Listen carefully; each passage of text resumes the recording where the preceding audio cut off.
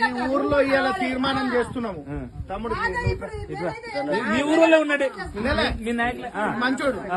ఎందుకు అనంటే నాది కూడా ఉన్నా సార్, నేను కడతా ఇప్పుడు అంటే ఇప్పుడు కడతా అనేటువంటి వాడిని కాపాడాలి. బ్యాంకులో వీళ్ళకి ఖచ్చితంగా మర్యాద ఉంటది.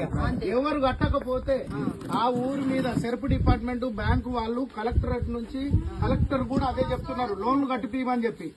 ఈ రోజు ఇక్కడ సమావేశం మనం జరిగినాము. 30 మందితోటి SERP department, field officer, DO, NPA, manager అందరు ఇక్కడికి వచ్చినందుకు వీళ్ళు 28 తారీఖు లోపల 51 కట్టాలి, ఇప్పుడు 10,000 కట్టాలి.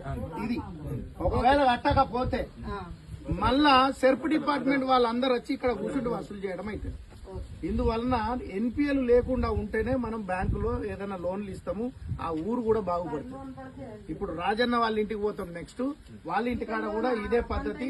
మనం వాళ్ళ ఇంటికాడికి వెళ్ళి పోయే పరిస్థితే లేదు. అందరూ ఇలా చెప్తున్నది నేను 10,000 ఇప్పుడు మాట్లాడాలి. ఇప్పుడు కడితే ఇప్పుడే వెళ్ళిపోతాం, ఇప్పుడే కట్టు. 28 తారీఖు లోపల కట్టాలి, నెల కాదు.